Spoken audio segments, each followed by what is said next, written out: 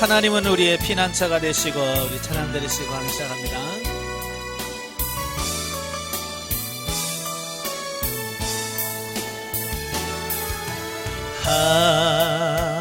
하나님은 우리의 피난처가 되시고 환난 중에 우리의 힘과 도움이시라. 너희는 가만히 있어 주가 하나님 대말지어다. 열방과 세계 가운데 주가 높임을 받으리라. 사랑합니다 내 아버지, 찬양합니다 내 온 맘 다하여, 선포합니다 예수 그리스도 주님 오심을 기다리며. 아멘. 기도하겠습니다. 은혜로우신 아버지 감사합니다. 오늘도 귀한 시간을 허락해 주시고 우리를 훈련의 장소 인도하시고 하나님의 말씀을 상고할 수 있도록 은혜주셔서 감사합니다. 오늘도 말씀을 나눌 때 그 말씀들이 살아있는 생명의 말씀이 될 수 있도록 성령님 도와주옵소서. 시종을 맡겨오며 예수님의 이름으로 감사하며 기도합나이다. 아멘. 예, 이 시간 우리 교재 79쪽에 보시면 창세기 19장이 나옵니다. 19장은 이제 소돔과 고모라 성을 하나님께서 심판하시는 그 내용이죠. 1절부터 11절까지가 이제 소돔 성의 타락상에 대한 말씀을 해요. 하나님께서는 이 죄가 있는 곳에는 반드시 하나님 뭐 하신다? 심판하신다고 하는 거예요. 이걸 샘플로 보여준 사건이 바로 소돔과 고모라 성 사건이죠. 보면은 하나님과 함께 아브라함의 집을 방문하셨던 두 천사가 소돔성을 방문하자 롯이 그들을 영접한 사실과 롯의 친절한 태도와는 대조적으로 소돔 사람들이 두 천사를 성폭행하려다가 천사들에 의해서 눈이 어둡게 된 사실을 보도하고 있습니다. 이걸 통해서 소돔성이 얼마나 음란하고 폭력 그리고 각종 죄악으로 가득했는가라고 하는 것을 보여주고 있는 거예요. 그럼에도 불구하고 롯은 어때요? 그 두 천사를 맞이하는 이런 부분을 보게 돼요. 사실 뭐 여러분도 지나가는 나그네가 하룻밤 자고 가겠습니다 그러면 어떻게 하겠어요? 어서 오시죠 할 자신 있어요 없어요? 참 힘들거든요. 그런데 이 롯은 그 나그네가 길거리에 있을 때 자기 집으로 모셔드려요. 왜냐? 그의 숙부죠. 예, 큰아버지, 작은아버지인 바로 이 아브라함의 삶을 통해서 배운 거죠. 이게 중요한 거예요. 누구와 함께 살면서 어떻게 배우느냐라고 하는 거예요. 그러니까 여러분 주변에 내가 배울 만한 사람, 본받을 만한 사람이 있고 바로 그 사람을 본받을 수 있다는 게 이게 중요한 거예요. 그래서 교회 안에서도 신앙의 어떤 모델이 되는 사람들이 있으면 너무 좋은 거예요. 그죠? 그래서 다른 사람들이 그걸 보면서 아 나도 저 권사님처럼 아니 저 목사님처럼 나도 살겠다라고 하는 어떤 그런 소망을 가지면 좋은 거지. 그리고 아브라함의 삶이 결국 롯에게 영향을 끼친 거죠. 그리고 우리도 마찬가지 좋은 것을 늘 배우려고 하는 자세를 가지셔야 돼요. 예. 이제 우리가 이 주의 종이 되고 이렇게 또 직분도 높아가면 사람들이 배우려고 하진 않아요. 또 배우는 그 자체를 자꾸 부끄럽게 생각을 해요. 그런데 배우는 것은 부끄러운 게 아닌 거예요. 왜냐하면 배울 수 있는데 안 배운 게 부끄러운 거지. 아시겠죠? 그래서 어딜 가든지 배울 만한 것이 있을 때는 배우십시오. 예, 저도 그래요. 예, 나이를 먹지만 자꾸 배울 수 있는 부분은 배우는 거예요. 제가 훈련 받을 때 저는 훈련 받을 때 계속 걸어다니면서 기도하는 훈련을 했어요. 예. 그래서 혼자 걸어가면 계속 기도하죠. 근데 사람들이 있으면 저는 이제 사람 눈치 보느라고 안 해요. 근데 어느 날 제 이제 같은 훈련 받는 목사님하고 이제 화요 기도회가 있었거든요. 이제 10시에 끝나요. 10시에 끝나면 이제 차를 타고 집에 가면 12시 반, 12시 정도 돼요. 근데 뒤에 맨 봉고차 맨 뒤에 탔는데 이 목사님이 계속 하면서 기도를 하는 거야. 그래서 그게 얼마나 듣기 싫은지. 예? 그래서 내가 하나님한테 그랬어요. 하나님, 너무 심하지 않아 이거? 제가 그랬거든요. 그래서 주님께서 저희가 딱 말씀하시면 뭐라고 하냐면 좋은 건 배워라.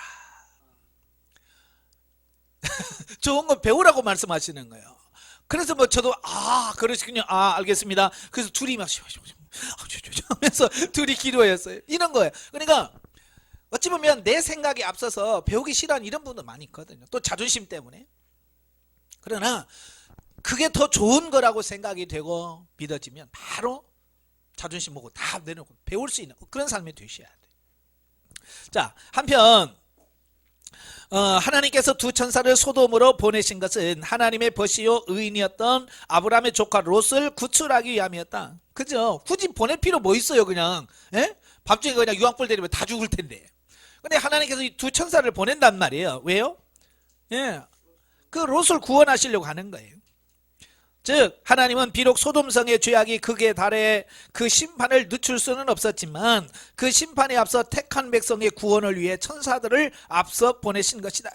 그러니까 이 사실을 보면 우리도 소망을 갖고 있는 거예요. 이 세상을 심판하시기 전에 하나님께서 반드시 이런 천사들을 보내서 구원할 자, 택한 자들을 구원해 내신다는 어떤 그런 사실이죠. 그와 마찬가지로 하나님은 죄로 가득한 이 세상을 심판하실 것이 시급한 일이지만 당신의 택한 백성들을 모두 구원하시기까지 오래 참으시며 당신의 종들과 보혜사 성령님을 보내어 성도들을 구원하시고 안전하게 보호하시는 것이다. 예. 사실 우리가 뭐 깨끗하고 죄가 없어서 사는 건 아니잖아요. 그죠? 우리는 죄가 많아요. 그럼에도 불구하고 하나님께서 이 세상을 심판하시지 않은 이유는 뭐냐? 구원받을 자의 수가 차기까지 기다리시는 거예요. 자, 예를 들어서 이런 거죠. 학교도 정원을 모집하면 정원 모집이 다 되면 이제 끝이잖아요. 근데 정원이 모집이 안 되면 어떻게 해요? 또 추가 모집 하잖아요. 왜요? 안 채워지니까. 지금 하나님께서 지금 그 하나님의 나라 있잖아요. 천국을 지어 놓으시고 지금 예수님 오셔서 해야 되는데 그 천국에 들어갈 만한 수가 있단 말이에요. 근데 그 수가 아직 안 찼어요. 그래서 지금 계속 예수님의 재림이 딜레이 되고 있는 거예요. 예. 그러니까 어떤 분들은 예수님 왜 이렇게 이렇게 안 오시냐라고 말씀하는데요. 하나님도 지금 사정이 있는 거예요. 아시겠죠? 그래서 지금 우리에게 이렇게 소망이 있고 우리에게도 기회가 온 거죠. 저도 가끔 이런 생각을 해봐요.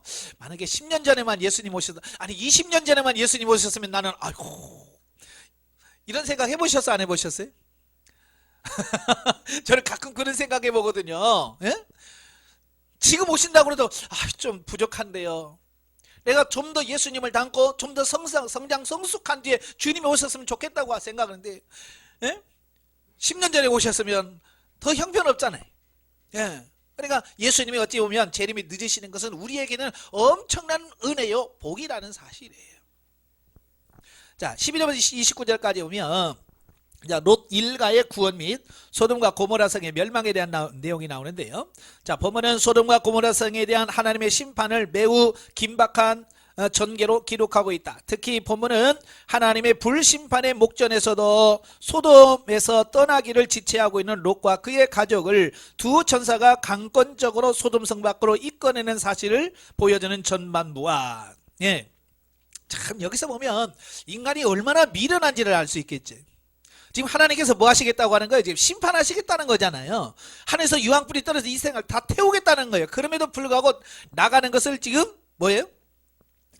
미루고 있는 거죠. 가끔 보면 이 화재 사건이 일어나지? 화재 사건 때 뭐 사람이 죽고 뭐 이런 일들이 벌어지잖아요. 근데 왜 죽냐면 그 화재 나면 어떻게 해야 돼요? 그렇죠. 빨리 나와야 살지요. 근데 제 장롱 속에 있는 돈 이런 거 생각해가지고 아이고 저걸 두고 어떻게 나가나 그래서 아까워서 그거 챙기다 보면 늦는다고 말이. 오늘 밭도 마찬가지예요. 여기 롯도 나가자고 하니까 살면 좋겠는데 뭐요? 자기가 지금까지 그 아브라함을 배반하면서까지 모아냈던 돈 아니에요, 그죠? 예? 네가 서하면 내가 우하고 네가 좌하면 내가 우하니라. 그래서 자기 숙부까지도 속이면서까지 좋은 데 선택해서 지금까지 그렇게 쌓아놨는데 그걸 다 두고 가려니 얼마나 발걸음이 안 떨어지겠어요. 근데 주저주는단 말이에요. 그러니까 얼마나 그들이 주저하면 천사가 강권적으로 끌어낼까요? 그러면 좀 따라가기라도 하지. 롯의 아내는 가다가 아이고 저거 아까운 걸 어떻게 두고 가, 어떻게 가, 그래서 뒤를 돌아본 거는 뭐가 됐다고요? 소돔 기둥이 됐다. 예. 우리를 구원하지 못하는 것에 마음 두면 안 돼. 오늘 저와 여러분들이 보면 세상 살아가면서 정말 우리를 구원하지 못하는 육신적이고 세상적인 것들의 마음을 뺏길 때가 너무 많아요. 그걸 내려놓으시길 바랍니다. 그것은 여러분을 구원해 줄 수 없어요. 또 마침내 죄악의 도성 소돔과 고모라에 하나님의 유황불 심판이 임한 사실을 보여주는 후반부로 구성되어 있는데요. 이런 본문을 통해서 첫째, 인간의 구원은 전적으로 하나님의 주권적인 은혜의 결과라는 것을 말씀해 주고 있어요. 다시 말하면 롯이 뭐 믿음이 있거나 의로워서 구원받는 게 아니잖아요. 그냥 하나님께서 천사를 통해서 강권적으로 끌어내잖아요. 여러분도 마찬가지죠. 내가 좋아서 교회에 나와서 신앙생활 하는 사람 있을까요? 물론 내가 봤을 때 그럴 수 있겠지만 하나님께서는 어떻게 강권적으로 역사하셔서 여러분 끌어서 교회에 들이가게 하시고 이 훈련도 뭐 받고 좋아서 받는 거 아니잖아요. 아마 여기 올 때마다 갈등하는 거 알아. 고민하면서 가야 되나 말아야 되나, 이거 언제까지 해야 되나, 그 수많은 갈등. 왜? 나도 해봤으니까. 그러나 그러면서도 하나님께서 강권적으로 끌어가시잖아요. 끌려오다 보니까 제가 지금 오늘까지 있는 거예요. 이게 하나님의 은혜라고 말이에요. 두 번째로 하나님의 심판은 급작스럽고 돌발적으로 임한다는 것이에요. 아무도 예측 불가능한 거예요. 예. 마지막 예수님의 재림도 마찬가지죠. 그래서 예수님이 도적같이 오신다라고 말씀하신 이유가 그거예요. 세 번째, 의인의 중보기도는 역사하는 힘이 크다는 것을 알 수 있다. 그러니까 롯이 구원을 받을 수 있는 것은 아브라함의 중보기도가 있었기에 그게 가능하다라는 사실이에요. 그래서 여러분들도 가족 중에 믿지 않는 가족이 있다면 끊임없이 그들을 기도하셔야 돼요.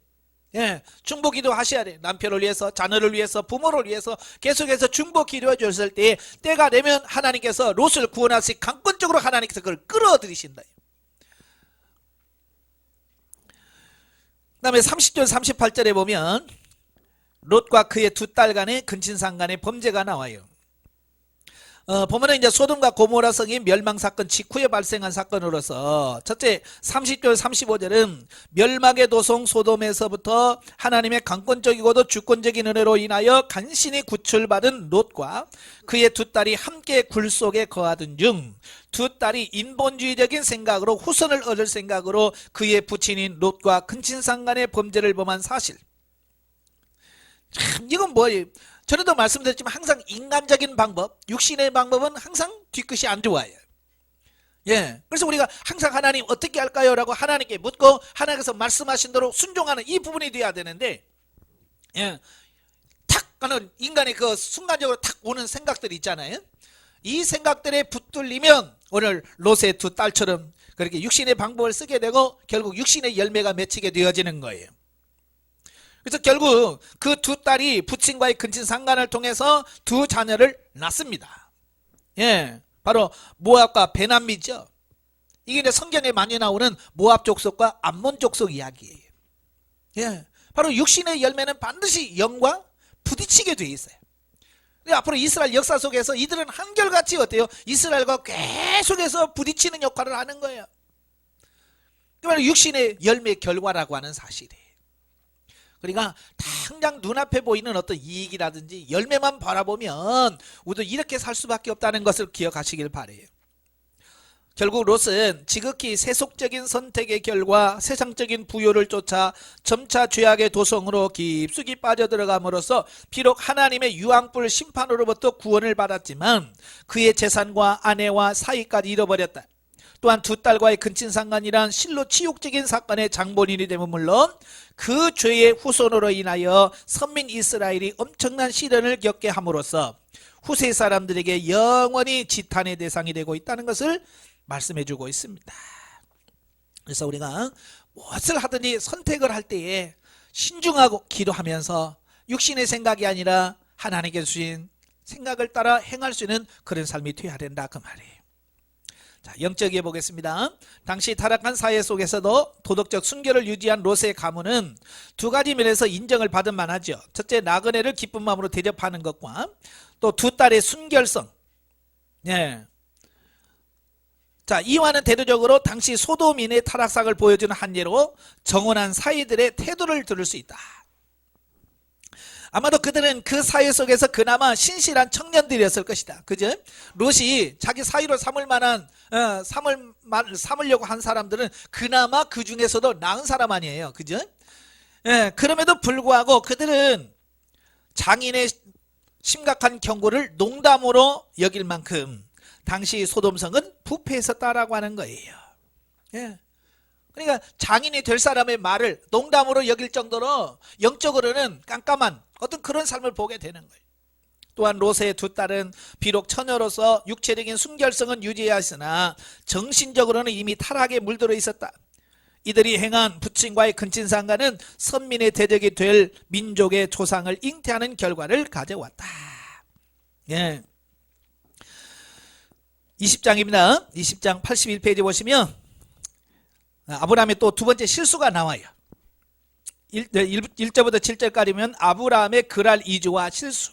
보면은 아브라함의 조카 롯과 헤어진 이래 20년 동안 정착했던 헤브론의 마물의 땅을 떠나서 남방 그랄 지방으로 이주한 사실. 네, 사실과 그랄 이주 직후 아브라함이 저지른 실수를 보도하고 있습니다. 예, 여기서 그랄 지방은 가나안 땅과 애굽 사이에 있는 그 땅이에요. 전에도 말씀드렸지만 가나안은 하나님의 나라를 상징합니다. 비유하지.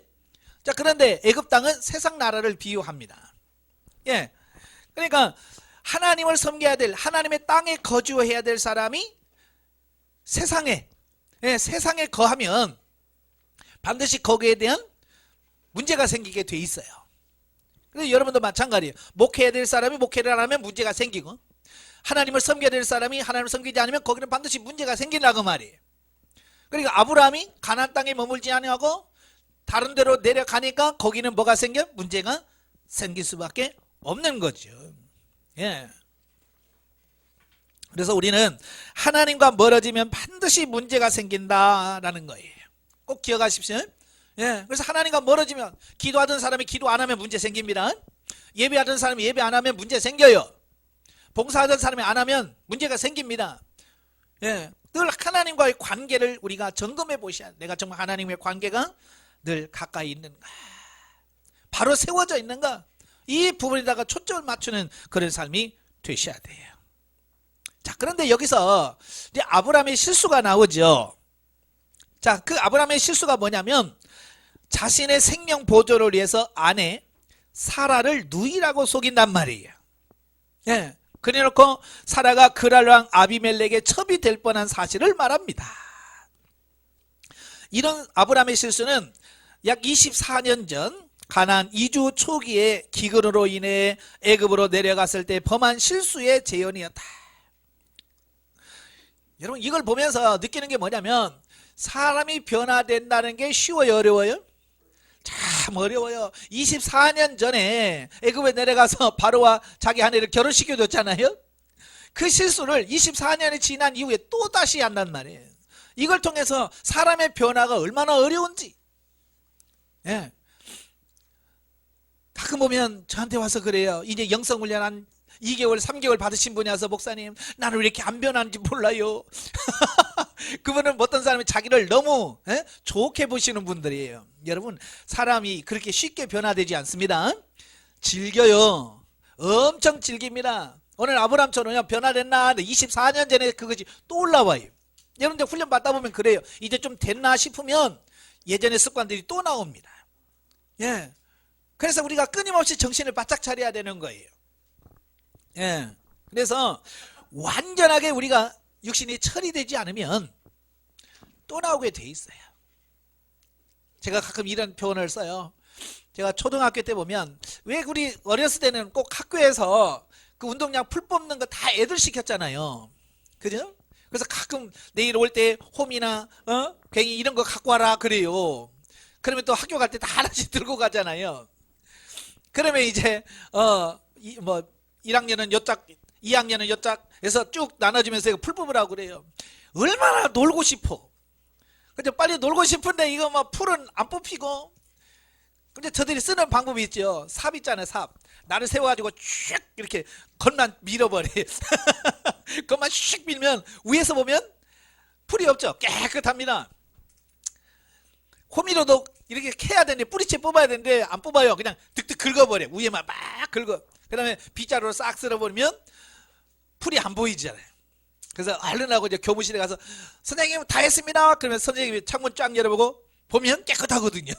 그러니까 됐다 수고했다 가라 그러죠. 그럼요 막 우리는 축구하고 놉니다. 근데 뭐예요? 2, 3일 지나면 다시 파랗게 올라옵니다. 왜요? 뿌리를 뽑지 않은 거예요. 뿌리를 뽑지 않고 그냥 위에 것만 처리하니까 다시 나오는 것처럼 우리 안에 있는 속성들, 육신의 속성들이 이게 완전히 처리되지 않으면 반드시 나오게 되어 있다 그 말이에요. 그래서 우리가 정신을 바짝 차려야 되고 철저하게 뽑아놔야 돼. 아브라함이 첫 번째 실수했을 때 이건 절대로 할 수 있는 짓이 아니야 라고 해서 그걸 처리하고 뽑아냈다면 24년 후에 이런 실수를 또 하지 않았을 거예요. 근데 그때 그냥 덮어버린 거예요. 그냥. 그러니까 24년 후이라고 하는 시간이 지난 후에 또다시 그런 실수를 또 하게 되는 거예요. 그래서 여러분들이 어떤 실수를 하게 되면 그걸 가지고 철저히 하나님 앞에 가서 이걸 처리시켜 달라고 기도하셔야 돼요. 아시겠죠? 하지만 하나님께서는 언약의 후사를 낳은 사라의 순결을 보존하고자 이 일에 적극 개입하셔서 아비멜렉으로 하여금 사라를 취하지 못하도록 조치하셨다라고 하는 거예요.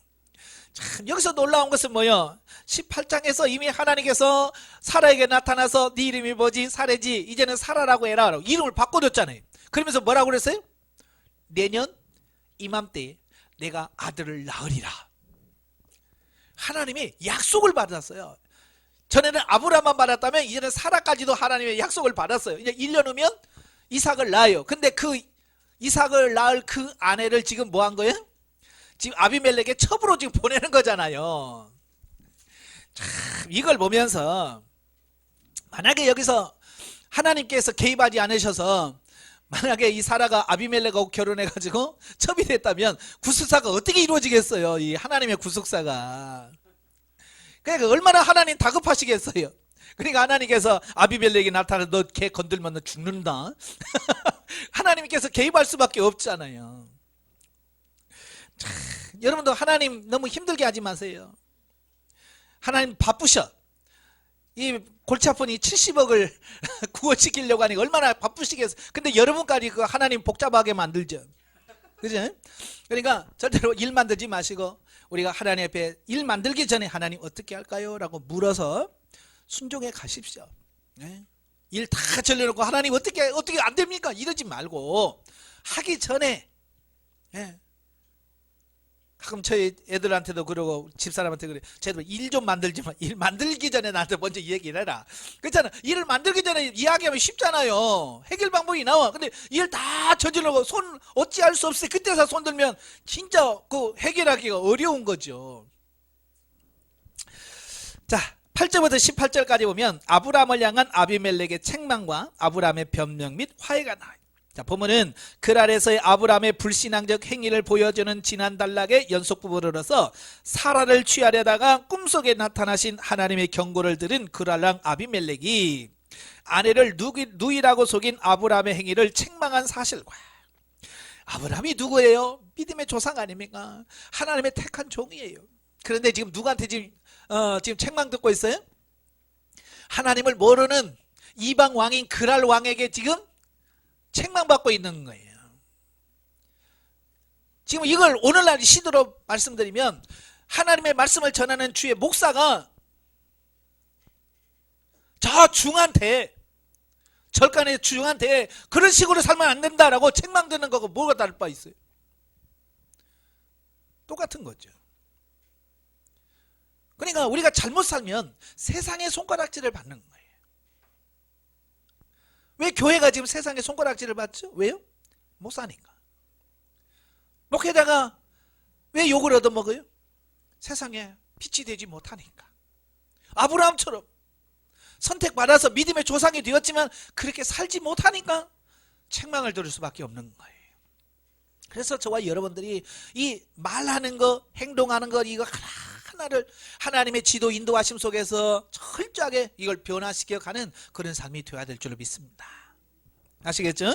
예, 그리고 아비멜렉의 후한 선물 및 호의와 아브라함의 중보 기도로 말미암아 그랄 사건이 은혜롭게 마무리된 사실을 기록하고 있다.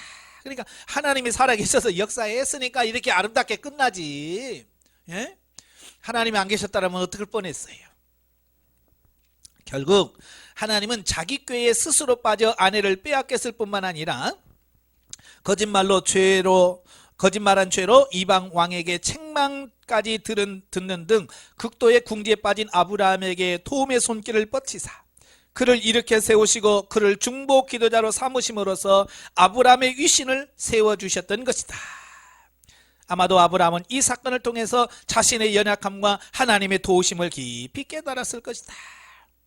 예, 아마 아브라함은 쥐구멍이라도 들어갈 것 같죠? 근데 하나님께서는 뭐예요? 아브라함이 꼭 중보 기도를 해줘야 된대. 여러분 죄 짓고 가서 중보 기도 하려면 그 얼마나 그러겠어요. 그렇죠? 예? 내가 잘한 것도 아니고 내가 잘못했어. 가서 내가 잘못했어요. 용서해 주세요. 라고 내가 가서 중보 기도 해줘야 된다. 이거 참 어려운 부분이에요. 그러니까 아마 아브라함도 굉장히 이 부분에서 죄책감이랄까요? 이 부딪히는 부분이 많았을 거예요. 그래서 다시는 내가 이런 짓을 하지 않으리라 아마 결심했을 거예요. 영적 이해입니다. 그랄로 내려간 아브라함은 자신의 생명 부지를 위해 전과 똑같은 실수를 범하게 된다. 물론 이 같은 일은 아브라함의 유악한 성품에서 비롯되었다. 그러나 그보다 더 근본적인 원인은 약속의 땅 가나안을 떠난 것이다. 즉 하나님께서 가나안 땅을 주시겠다고 약속하셨음에도 불구하고 조금만 어려워도 그 땅을 떠났던 그의 불신앙이 문제였다라고 하는 것을 보게 돼요. 그러니까 힘들어도 참고 기다려야 되는데 힘들면 자꾸 피해간단 말이에요. 그죠? 예, 그게 문제예요. 오늘도 마찬가지예요. 영성훈련 맞다가 조금만 힘들면 그냥 그만두는 거예요. 바쁘다고 그만두, 힘들다고 피곤하다고. 여러분 세상에서 안 피곤한 사람 어디 있고요? 세상에 안 있는 사람 어디 있어요?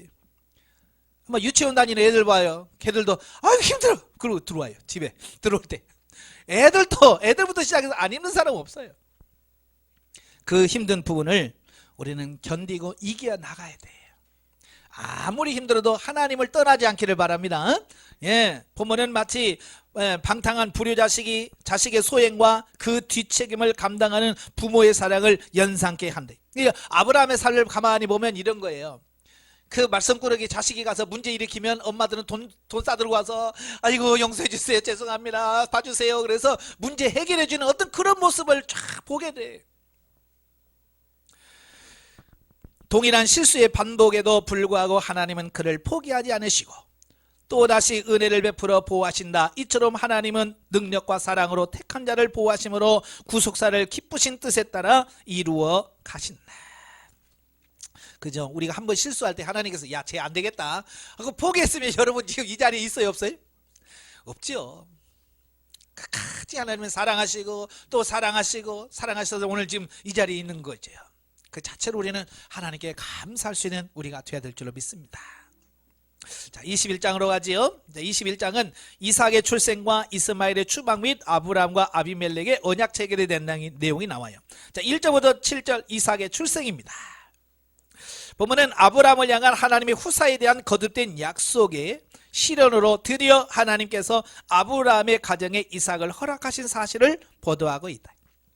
그러니까 하나님께서는 그 내 씨로 말미암아 천하 만민이 복을 받으리라. 그러니까 갈대아 우리에 살고 있는 아브라함을 부르실 때 이미 약속하셨어요.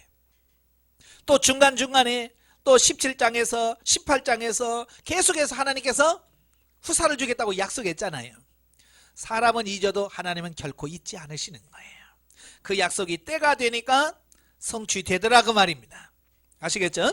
즉 하나님께서는 아브라함이 인간적인 방법으로 하나님의 뜻을 이루고자 하여 여종 하갈을 통해 얻은 이스마엘이 태어난 지 13년이 지난 아브라함의 나이 100세, 사라의 나이 90세 때에 당신의 약속대로 마침내 아브라함의 가정에 언약의 후손 이삭을 허락하신 것이다. 자, 여기서 중요한 게 뭐냐면 하나님의 약속은 반드시 성취가 되어지는데 언제는 하나님의 때가 돼야 된다고 하면 하나님의 때가. 전에도 제가 말씀드렸지만 사람들은 성질이 너무 급해요. 그래서 기다리진 못해요. 예, 그래서 실수를 많이 하는 거예요. 지난번에 말씀드렸죠. 제가 영성 훈련할 때 하나님께서 제일 많이 저에게 하셨던 말씀이 뭐냐면 기다려라. 예, 기다려라고 하는 말이에요. 그 전까지만 내가 성기 급한 거 몰랐거든요. 왜? 사는 사람이 다 그렇게 사니까. 예. 길에 갈 때 뭐 걸어갑니까? 뛰어가지? 예? 왜? 급하니까. 그러니까 하나님과의 관계도 그런 거예요. 근데 하나님께서는 너무 조급하다는 거예요. 기다려라고 하는 거예요.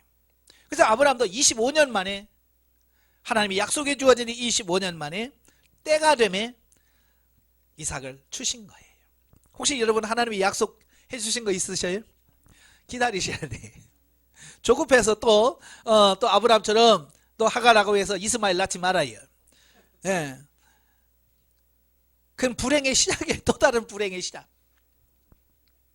자, 이러한 이삭의 출생은 단순히 아브라함 가정에 거듭된 약속의 성취로서 언약의 첫 열매라는 점에서 뿐만 아니라 장차 여자의 후손으로 오실 예수 그리스도의 혈통을 잇는 언약의 상속자의 출생이라는 구속사적 관점에서 그 의의가 크다 하겠다. 그러니까 여기서 본문을 통해서 우리에게 주려고 하는 것이 뭐냐면 하나님은 아들 없는 집에 아들 낳는 것이 목적이 아닌 거예요. 아시겠죠?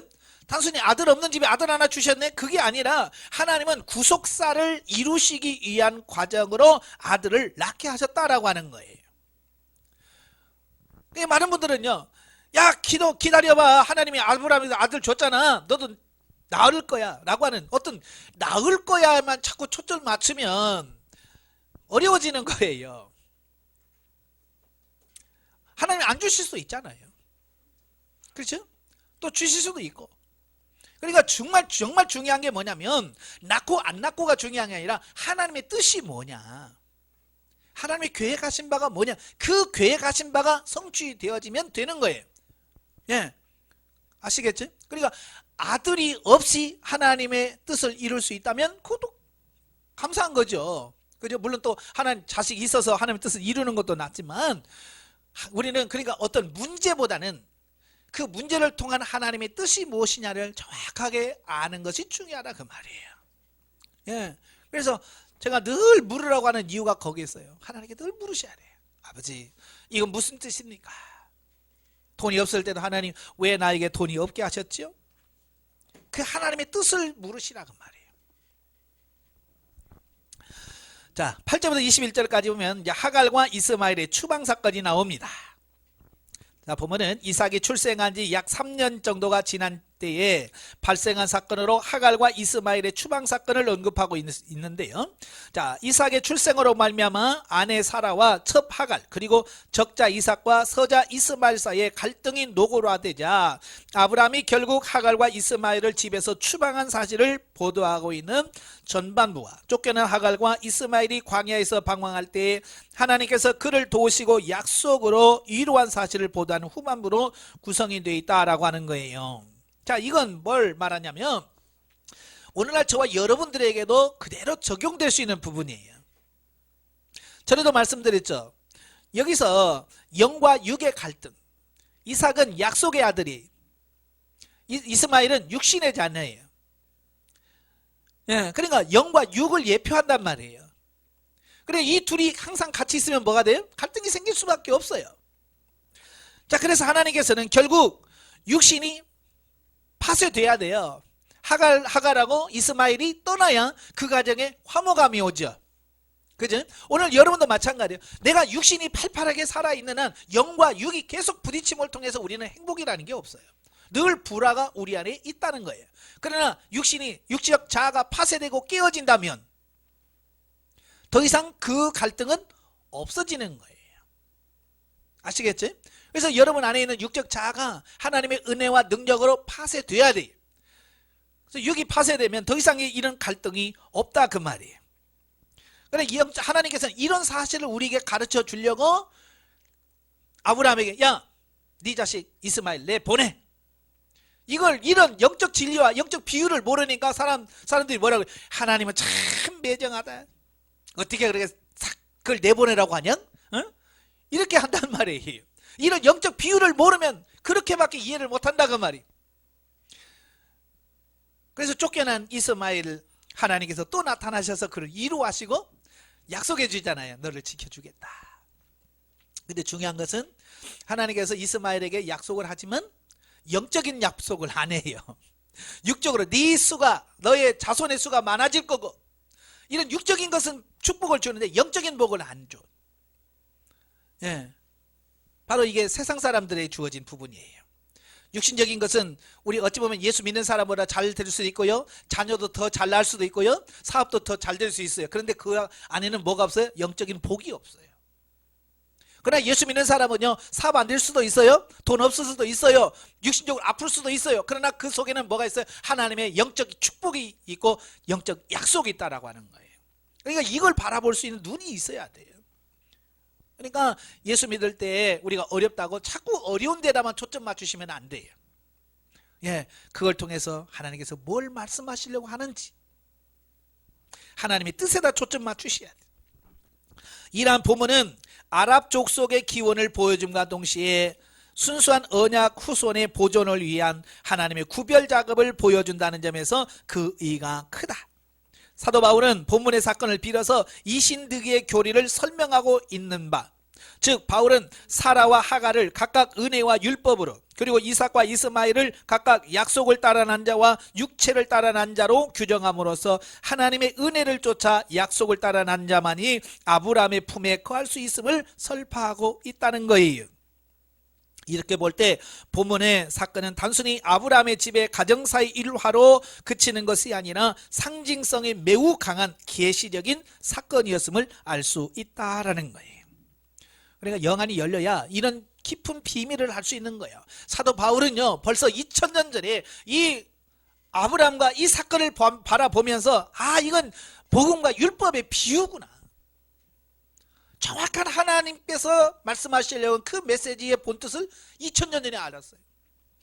중요한 것은 2000년이 지난 지금도 우리는 이걸 못 보고 있는 사람이 태반이라고 말이에요. 그냥 아이고 쫓겨났네 이렇게만 하지, 이게 쫓겨난 이게 영적으로 무슨 의미인가, 오늘 우리에게 어떤 사건인가 라고 하는 부분은 전혀 이해를 못한단 말이에요. 영안이 열려시길 바래요. 예. 22절부터 34절에 보면 아브람과 아비멜렉의 부엘세바 언약이 나와요.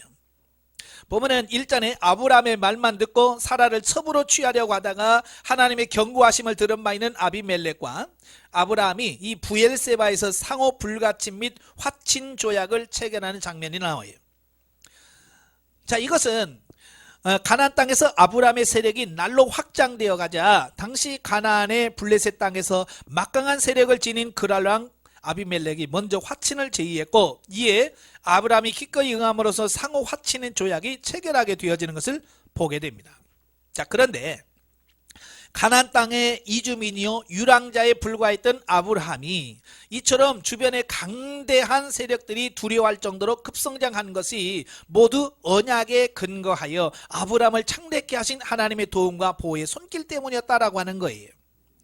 여러분, 국가 간에도요 힘이 있어야 조약을 맺을 때 유리하게 조약을 맺습니다. 자, 우리나라도 보면 그렇잖아요. 미군들이 우리나라에 주둔하고 있죠. 그러면서 매년 방위비 분담금 때문에 다투죠. 우리가 힘이 없다 보니까 어때요? 늘 할 때마다 양보해야 되고 양보하고 그래요. 세상에서는 힘의 원리에 의해서 그래요. 자, 이걸 보면서 왜 그랄 왕인 아비멜렉이 아브람에게 와서 야, 우리 화친조약하자. 사실은 아브람이 그랄 왕에 가서 우리 상호 불가침 조약 맺읍시다 이래야 돼. 그죠? 상황적으로 보면. 그런데 이거 거꾸로 돼 있단 말이에요. 그렇게 되어졌다라고 하는 것은 뭘 의미하냐면 아브라함의 세력이라든지 그 힘이 만만치 않았다라고 하는 것을 보여주고 있는 거예요. 사실 아브라함은 지금 어찌 보면 하나님께서 약속의 땅을 받긴 받았지만 아브라함은 지금 떠돌아다니는 떠돌이에 불과해요. 그죠? 가나안 땅에 정착하지 못하고 이리저리 움직이면서 양이 지나치고 그런 아브라함인데도 불구하고 그를 왕이 와서 우리 조약을 맺자라고 하는 부분은 그만큼 아브라함의 이름이 많이 알려진, 그의 세력이 확장되어진 어떤 이런 부분들을 볼 수 있다라고 하는 거예요. 그러니까 그렇게 만드신 분이 누구냐? 하나님이시다. 그 얘기를 하려고 하는 거예요. 아브라함이 똑똑하고 잘나서가 아니라 하나님께서 그렇게 만들어 주셨다라고 하는 거예요. 그래서 주변족과 상호 확친 조약을 맺음으로써 이제 아브라함은 가나안 땅에서 그의 삶을 더욱 공고히 다져갈 수 있게 되었고, 이는 하나님의 약속이 점진적으로 성취되어 있음을 보여주는 것으로 하나님의 약속대로 장차 아브라함의 후손들이 가나안 땅의 주역으로 등장하리라는 사실을 예견하게 된다. 자, 22장으로 가지요. 자, 22장에 가면 이삭을 바친 아브라함의 순종과 하나님의 거듭된 축복이 나와요. 자, 1절부터 19절에 보면 여호와 이레의 사건입니다. 우리 많이 설교도 하고 들어왔던 말씀이죠. 예, 보면은 아브라함이 믿음의 조상으로 유감 없는 믿음의 순종을 보여준 그 유명한 여호와 이레의 사건으로 100세에 얻은 그의 독자 이삭을 번제로 바치라는 하나님이 이해할 수 없는 명령에 대하여 지체 없이 즉각적인 행동으로 응답한 아브라함의 초이성적인 철저한 순종의 모습과, 자, 여기서 보면 어찌 보면 이성적으로 보면 이해가 안 되죠. 100살에 얻은 아들 얼마나 이뻤겠어요. 그죠? 100살이 아니라 뭐 젊었을 때 낳은 자식들 이뻐요, 안 이뻐요? 뭐 고슴도치도 지 새끼는 이쁘다고 다 이쁘잖아요. 남이 어떻게 볼지 모르지만 다 이쁘단 말이에요. 근데 특별히 이거 100세에 얻었으니까 얼마나 이쁘겠어요.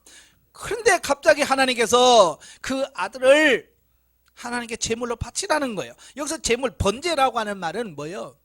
짐승을 잡듯이 목을 베고 피를 빼내고 이게 각을 떠서 살은 살대로 뼈는 뼈대로 다 분리해서 이걸 제물로 바치라는 거예요. 이거 염소 한 마리 하기도 힘든 판인데 지금 자기 아들을 그려야 돼요. 지금 저는 이 본문을 읽을 때마다 정말 아브라함은 대단하다. 어떻게 그걸 순종할 수 있었지?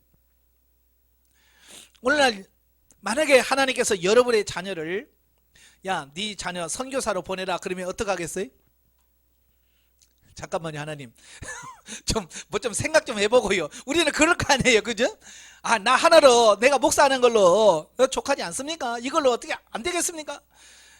내 자식만큼은 어떻게 잘 되기를 원하는 게 부모의 마음 아니에요, 그죠? 그런데 아브라함은 하나님의 명령이 떨어지자마자 이해할 수는 없어. 왜 하나님께서 100살이 얻은 아들을 왜 그러라고 할까? 하나님의 뜻이 있겠지. 하나님의 또 다른 뜻이 있겠지. 그래서 순종하는 거예요. 사흘길을 걸어가요. 그래서 단을 쌓고 거기서 이삭을 잡아서 하나님께 번제로 드리려고 칼을 들어요. 그때 하나님께서 뭐라고 그래요? 칼을 거둬라. 이제야 네가 나를 사랑하는 줄 내가 알았다 말씀하잖아요. 그 아브라함의 믿음의 순종을 보신 하나님께서 이삭을 대신할 번제물로 미리 준비한 수양을 번제로 바친 그 아브라함의 제사를 흠양하시고 그에게 축복을 하십니다.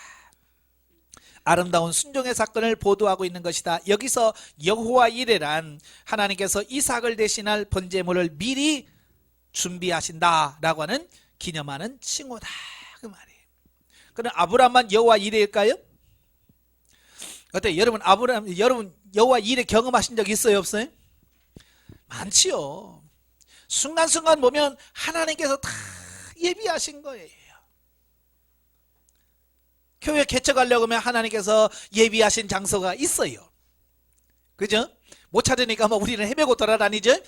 그런데 가다 보면 하나님께서 정해놓은 곳이 있어요. 참 저도 지금 개척을 3번째 하는데 보면 그렇더라고요. 가서 볼 때는요, 하나님께서 우리 눈을 가리셔. 가르쳐가지고 환경이 안 보여.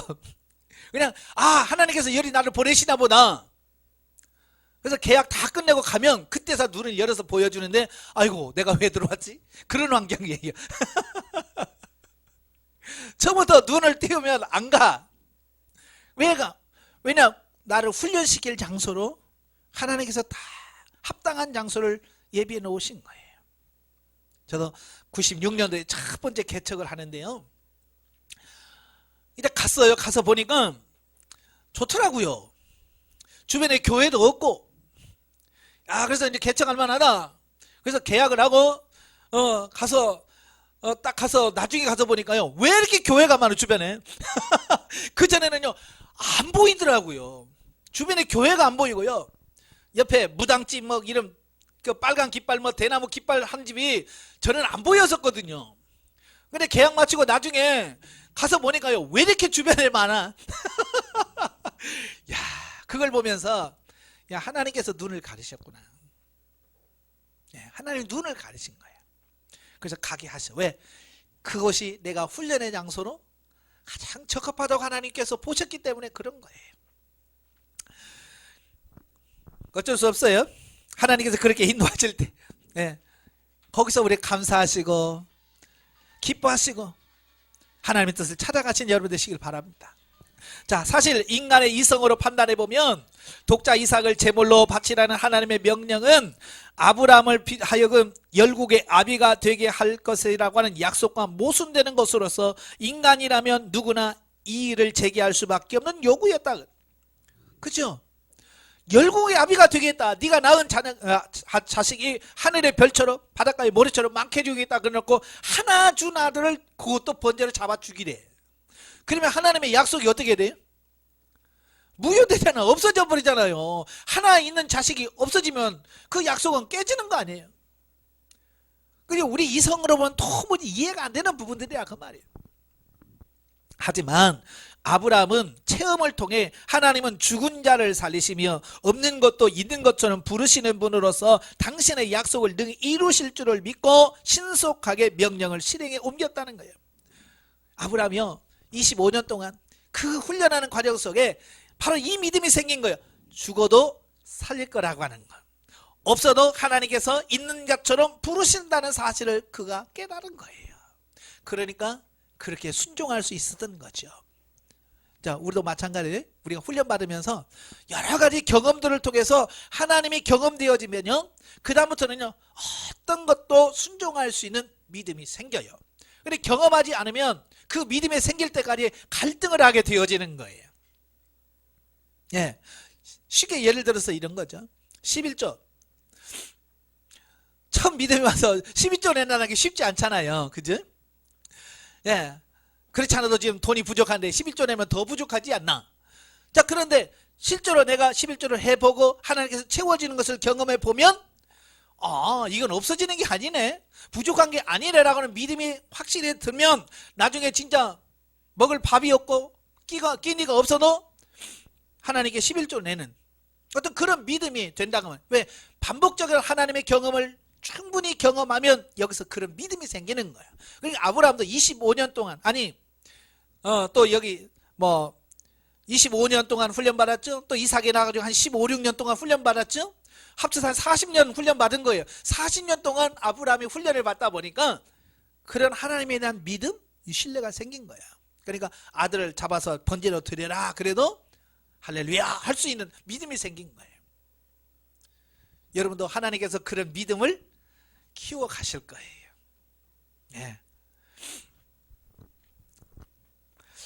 자, 이 얼마나 놀랍고 아름다운 믿음인가.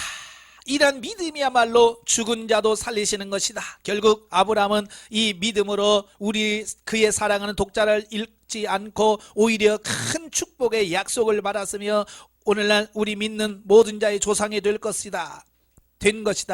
이렇게 볼 때 하나님의 명령은 아브라함을 믿음의 조상이 되게 하려는 하나님의 거룩한 섭리요 시험이었음이 분명하다.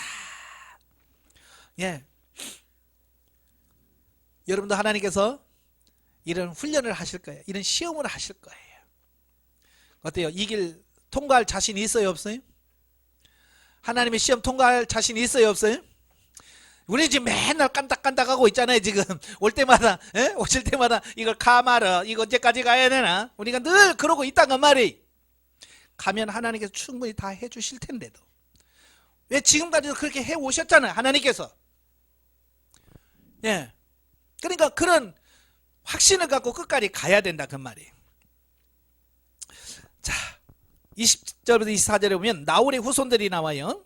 자, 보면은 이삭을 바치라는 하나님의 시험을 믿음으로 순종하고 통과한 아브라함이 하나님의 축복을 누리면서 부엘세바에 거주하던 중에 어떤 이로부터 고향 우르에 살고 있는 동생 나홀의 소식을 접한 것과 관련하여 나홀의 후손들을 언급하고 있다. 그러니까 뜬금없이 나홀 얘기가 나와요. 그럼 왜 나오지? 아브라함의 동생이니까 나오나? 아니에요. 앞으로의 역사 진행 상황을 여기서 미리 하나님께서 말씀해 주시는 거예요. 이처럼 아브라함의 역사가 진행되는 도중에 갑작스럽게 나홀의 후손들이 언급되고 있는 이유는 아브라함이 죽고 난 이후에 구속사의 주역으로 등장할 이삭과 이삭의 아들 야곱의 등장 무대를 미리 준비하기 위함이었다. 즉 나홀의 후손 중 부두엘의 딸 리브가는 조만간 이삭의 아내가 될 것이고, 이 부두엘의 아들인 라반의 두 딸 레아와 라헬은 후일 야곱의 아내들이 되었다. 이런 의미에서 여기 나홀 계보의 중심 인물은 리브가와 라반을 낳은 부두엘이다. 이처럼 성경 계보는 구속사의 주역이 될 인물들의 역사성과 그 뿌리를 밝혀주는 지대한 역할을 하고 있다라고 하는 거예요. 그러니까 성경의 기록은요, 그냥 된 게 하나도 없어요. 우연히 된 게 아니라 하나님께서는 다 이런 뜻을 가지시고 하나하나 다 기록해 놓으셨다라고 하는 것이에요. 아시겠죠? 그래서 우리가 알아야 될 부분들은 이렇게 친절하게 다 설명을 해놓으셔서 우리가 다 이해할 수 있게 되어지는 거예요. 자, 영적에 봅니다. 아브라함이 독자 이삭까지도 아끼지 않는 태도는 당신의 독자까지도 아끼지 않는 하나님의 태도를 예시하며, 이삭이 죽기까지 순종하면 예수 그리스도의 완전한 순종을, 또 수양은 우리의 대속물인 예수 그리스도를 상징한다. 그래요. 이 이삭의 순종은 예수 그리스도의 순종에 비유하고 있어요. 한번 생각해 보세요. 아브라함은 100살입니다. 100 몇 살이 넘었고요. 이삭은 이제 16살, 신학자들은 그때가 한 16살 됐다고 봐요. 16살짜리가 그 번제단에 올라가서 제물이 될 수 있는 것은 아브라함의 힘이 세가지고 막 그 이겼을까요? 저도 이 상상을 많이 해봤어요. 도무지 어떻게 이삭이 아브라함이 이삭을 잡으려고 칼을 들었을까? 근데 묶였으니까 잡으려고 했을 거 아니에요. 근데 그 묶이는 게 어떻게 묶였을까? 아브라함이 강제로 야 묶어 뭐 이랬어야 됐을까요? 아마 이삭은 스스로 아버지의 말을 듣고, 그래요, 하나님께서 나를 제물로 원하신다면 제가 올라가지요 하고, 아마 이삭이 제 발로 제단에 올라가서 자 묶으세요 하고 스스로 손과 발을 내놓았을 거예요. 이게 바로 십자가를 지시기 위해서 자발적으로 임하시는 예수 그리스도의 모형이에요. 예. 어찌 보면 이런 순종이 우리에게 필요하지 않을까. 좀 하나님께 좀 제발 좀 투덜거리지 마시고요, 좀 사태질 하지 마시고 데모 좀 하지 마세요. 저도 옛날에 하나님 앞에 정말 데모 많이 했습니다. 기도원에 올라가서 하나님 정말 그럴 수 있어요? 왜 그래요 하나님? 이 기도 참 많이 했어요. 참 그때는 내가 믿음이 꽤 있는 줄 알았는데요, 지금 보면 참 제가 너무 하나님 앞에 죄를 많이 지었구나. 그래서 늘 하나님 앞에 죄송한 것밖에 없어요. 몰랐어요.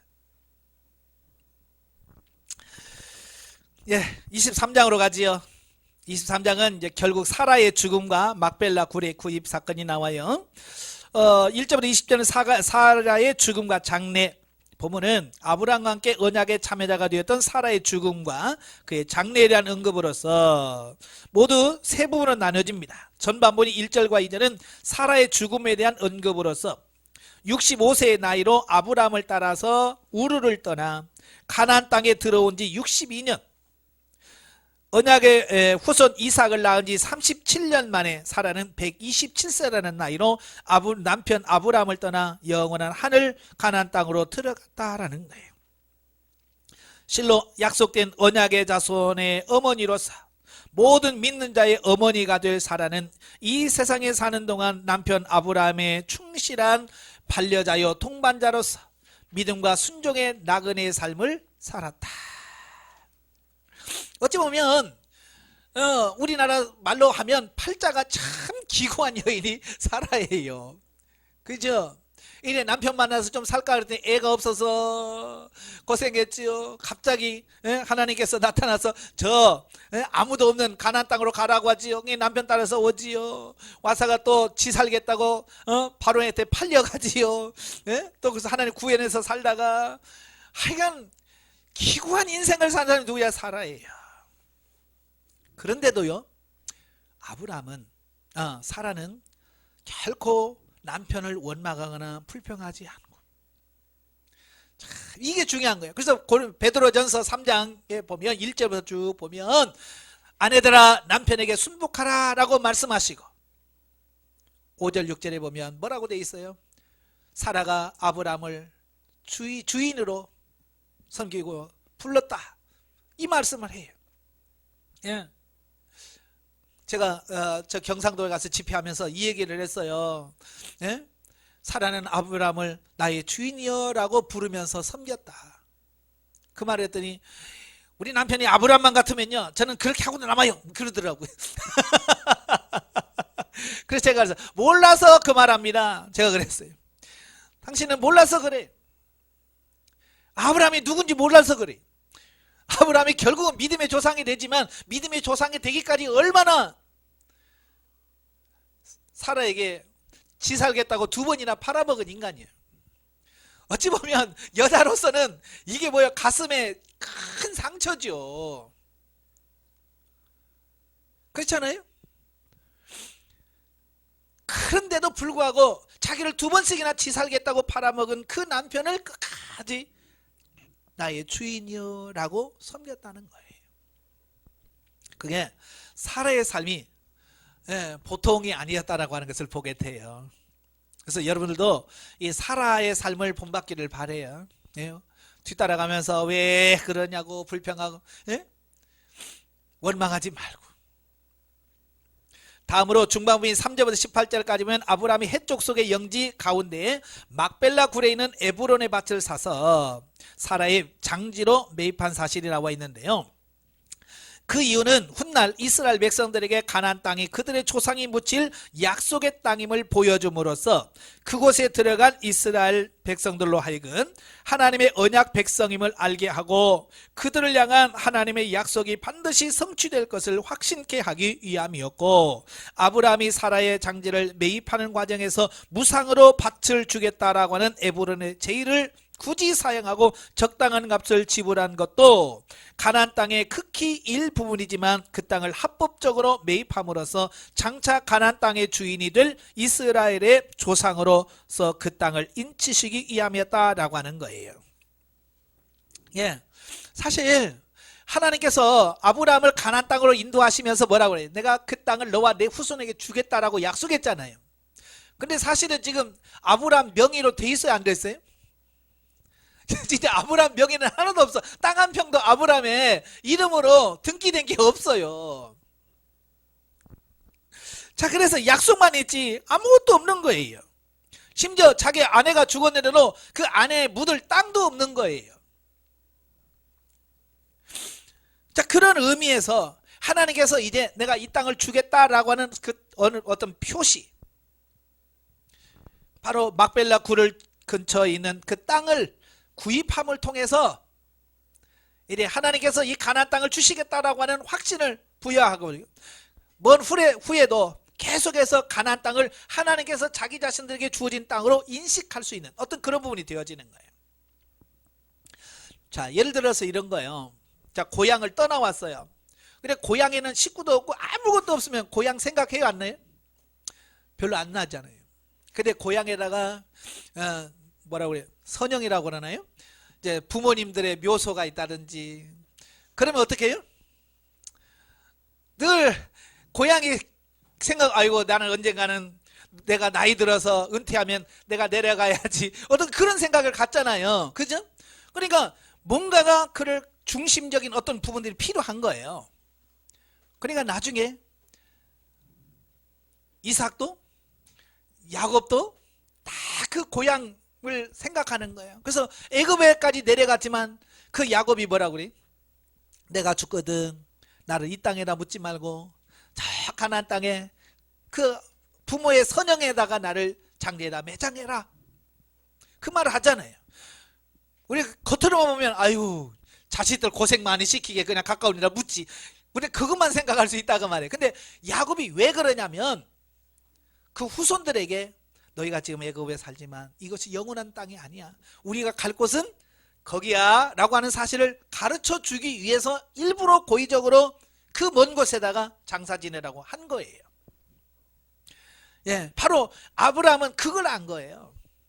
그래서 그 땅이 비싸지만 그 땅을 돈을 주고 그냥 공짜로 쓰라고 그랬잖아요. 에브론이 아이고 그냥 쓰세요. 아이고 그냥 써도 돼요. 우리가 줄게요. 라고 해도 굳이 사는 이유가 거기 있는 거예요. 아브라함은 먼 미래를 바라본 거예요. 우리도 목회를 하면서도 항상 눈앞에 있는 당장 눈앞에 있는 어떤 그런 것만 생각하지 마세요. 좀 멀리 보셔야 돼요. 네? 멀리 보면서 목회할 수 있는 그런 영적인 눈이 열려야 된다. 자, 끝으로 19절부터 20절을 보면 아브라함은 그의 아내 사라를 해쪽 석에게서 매입한 막벨라 굴에 장사한 사실을 보도하고 있는데요. 사라는 구속사의 무대에서 성실히 자기 자신의 역할을 수행한 후 이제 120세의 나이로 죽어 상사됨으로써 구속사의 무대 밖으로 조용히 물러난 것이다. 우리도 그래요. 언젠가는 여러분도 역사의 후대로 다 갈 거예요. 여러분 안 죽고 영원히 살 사람 손 들어봐요. 없어요. 언젠가는 역사 속으로 조용히 물러나게 될 거예요. 한편 구속사의 무대에서 자신의 역할을 충실히 감당한 사라였지만 그녀가 이 땅에 묻힌 장소는 조그만 땅덩어리에 불과하다는 사실은 오늘날 우리 성도들에게 큰 교훈을 준다. 예, 그러니까 아무리 욕심부리고 뭘 해도 죽으면 옛날에는 뭐 3평이라고 했는데 지금은 뭐 돼요? 1평도 안 돼. 예를 들면 이제 뭐 이런 뭐 나무 상자에다가 조그마한 거 하나 딱 주더라고. 달렁 하나 줘요. 예? 화장터에서 다 해가지고 예? 1평도 안 돼야 이게 한 뼘 땅도 못 차지하는 거예요. 거기다 너무 밀어두지 말라는 얘기예요. 우리의 소망은 영원한 하나님의 나라. 그 나라에 소망 둬야 된다는 것을 비유하고 있어요. 자, 영적에 봅니다. 사라를 위한 매장지 구입 과정에서 이렇듯 장황하게 설명된 이유는 훗날 이스라엘 자손들에게 가나안 땅이 자신들의 조상이 묻힌 땅이며 정당한 근거로 확보된 땅임을 보여주기 위함이었다. 이처럼 약속의 땅을 차지하기 위한 아브라함의 이방인에 대한 태도는 영적 가난을 지향하는 자가 지상에서 취할 태도라고 하는 사실을 우리에게 암시해 준다. 저와 여러분도 이 아브라함이 갔던 그 길을 바라보면서 우리도 내가 가야 할 곳은 이 땅이 아니고 하나님의 나라라고 하는 사실을 기억하면서 우리가 살아야 된다. 그 이야기를 하고 있어요. 예. 보통 보면 그렇죠. 하나님 나라 가고 싶어요 라고 하면서 자꾸 세상에다 쌓아도 세상에다 자꾸 쌓아두는 거예요. 세상에 쌓아두다 보니까 죽을 때 눈 못 감고 죽잖아요. 왜요? 아이고 저것을 내가 두고 어떻게 가나, 어떤 놈이 가져가나 봐야지. 그래서 죽을 때 눈을 뿌러 뜨고 죽잖아요.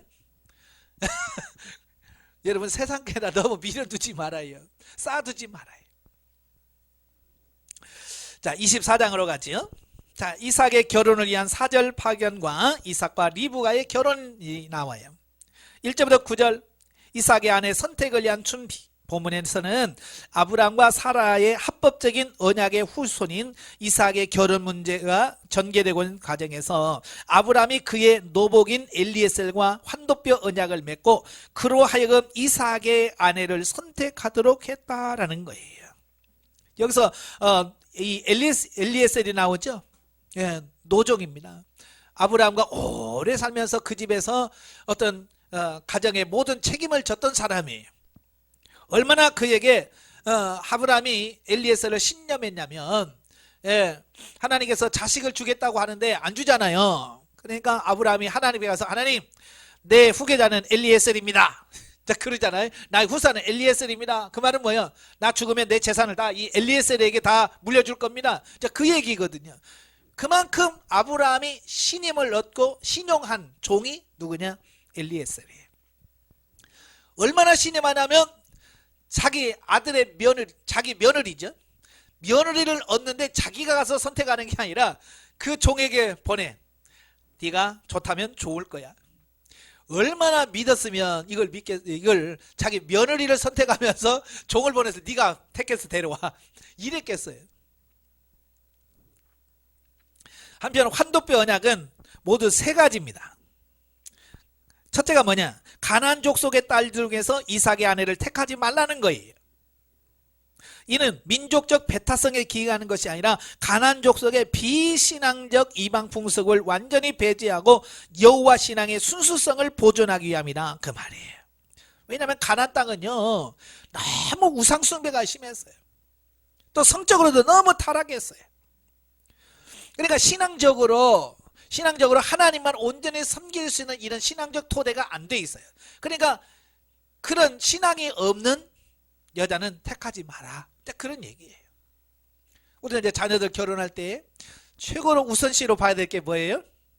신앙이죠. 믿음이죠. 사도 바울도 믿지 않는 자와 멍에를 같이 매지 마라. 예, 불신결혼하지 말라는 얘기예요. 아마 불신결혼 해보신 분들은 알 거예요. 믿음 없는 사람과 결혼해서 얼마나 많이 힘들었는지. 예, 그분들은 이 성경을 읽으면 이해가 될 거예요. 두 번째는 뭐냐?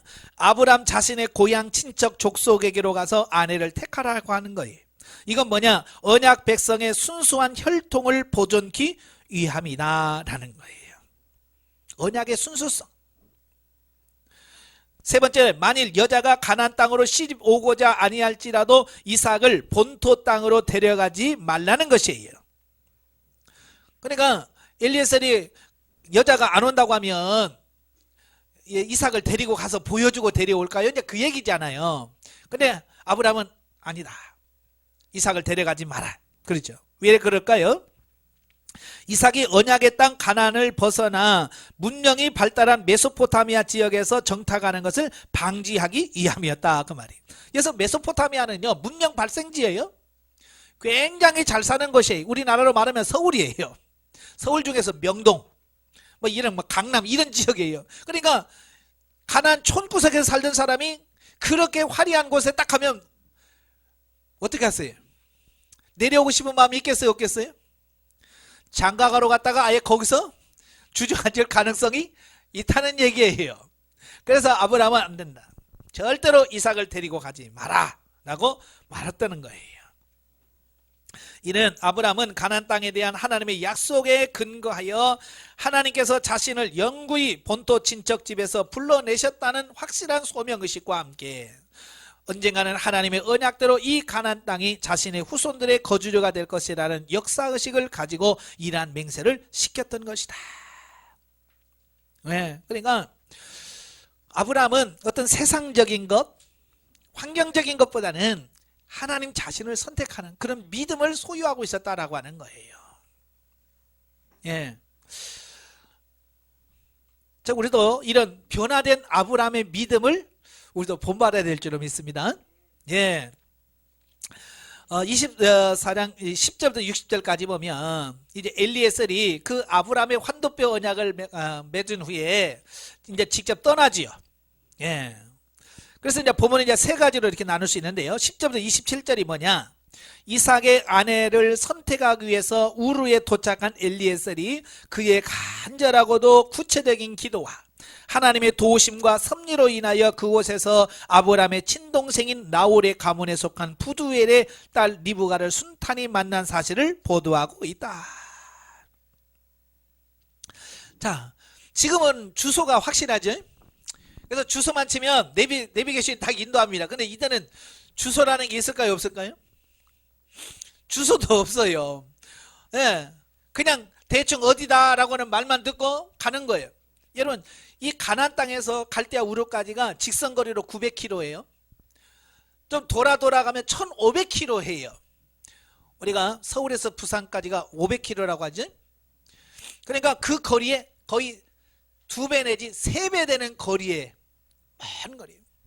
주소 찾는 거 아니라 이름 찾아서 가는 거죠. 이게 정확하게 갈 수 있다고 하는 보장이 없잖아요. 그죠? 그런데요, 이 엘리에셀이 가는데 정확하게 하나님께서 그 부두엘의 집으로 탁 인도하는 거예요. 이게 하나님의 인도하심, 역사하심을 보게 되는 거예요. 그리고 그 동네 딱 도착해서 이 엘리에셀 종이 제일 먼저 한 게 뭐예요? 하나님께 기도하는 거예요. 기도하는 거예요. 왜 기도했을까요? 예, 그 엘리에셀은 늘 주인인 이 아브라함이 하나님께 기도하면서 행했던 것을 보고 자란 사람이에요.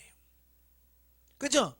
늘 그의 조상, 그의 주인인 아브라함이 어떤 일을 당하든 꼭 하나님 어떻게 하면 좋겠습니까? 라고 기도하면서 살아가는 그 삶을 보고 왔던 사람이라 그 타향에 가서도 그 삶이 그대로 나오는 거예요. 그래서 우물가에 진을 치고 앉아서 하나님, 예? 순적하게 만나게 주시옵소서 하면서 기도한다면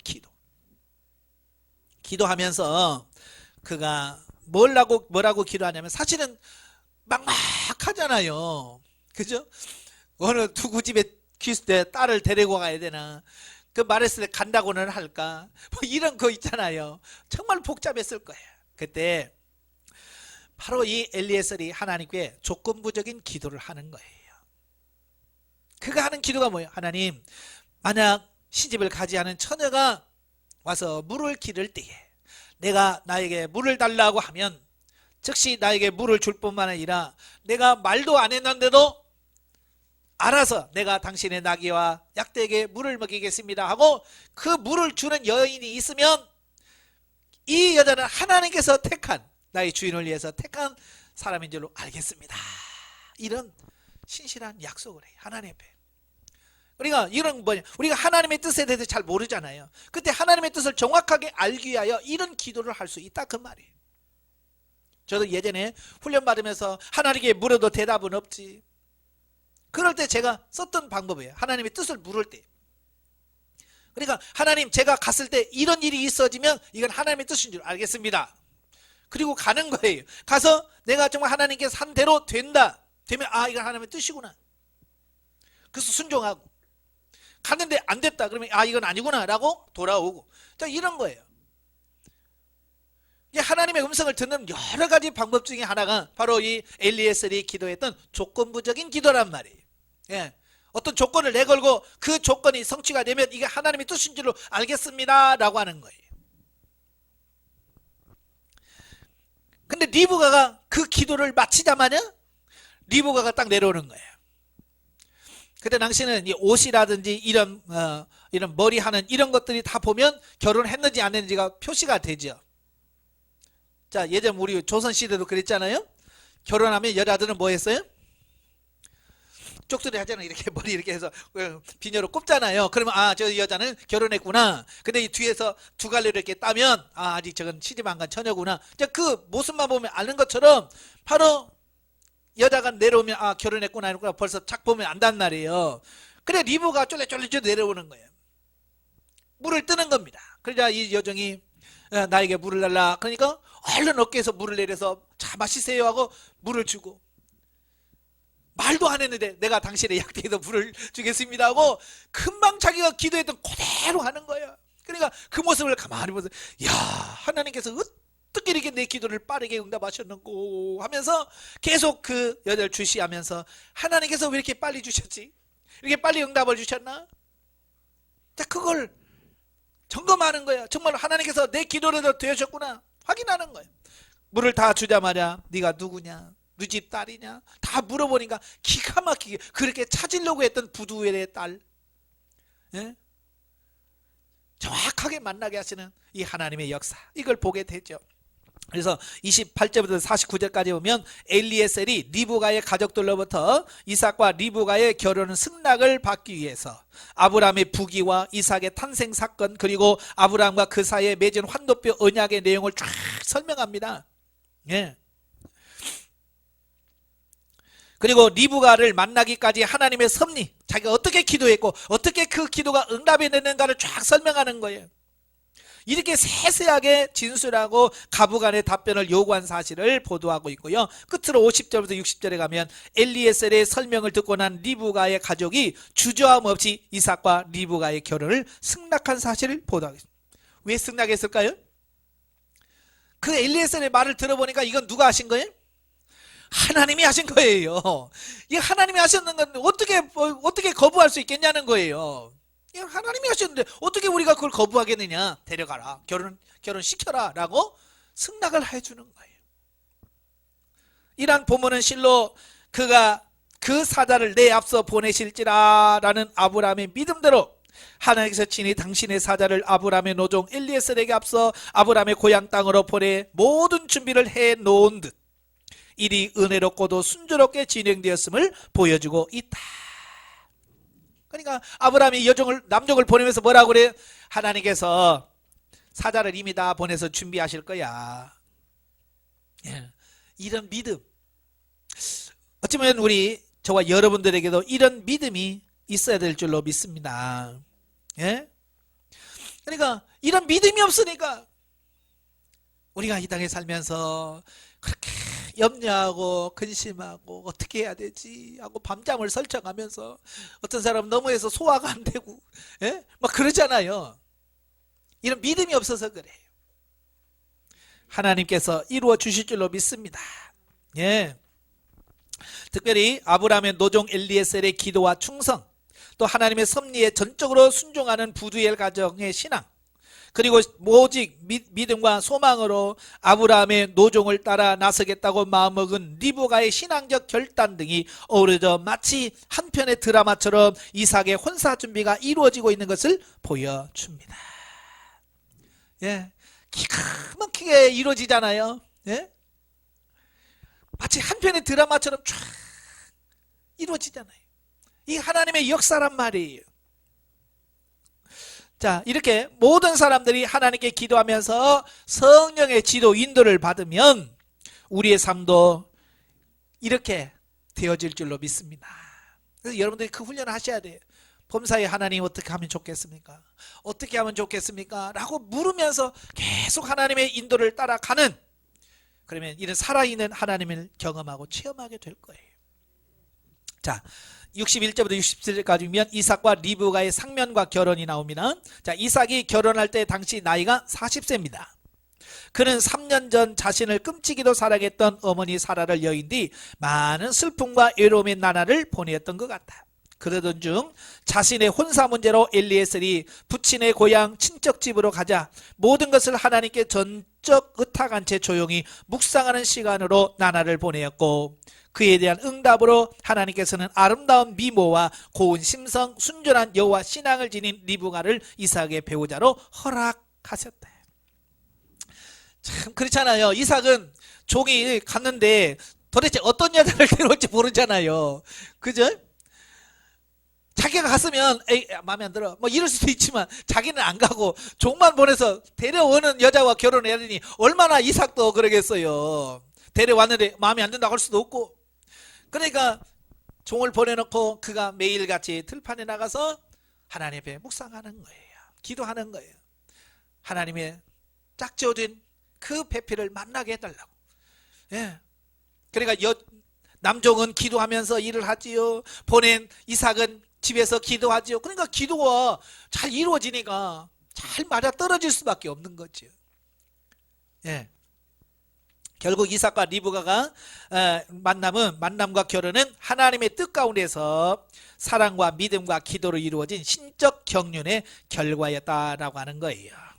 그러니까 쉽지는 않겠지만 우리의 삶도 이렇게 되어져야 돼요. 서로가 기도하면서, 예, 서로가 기도하면서 이루어져야 돼요.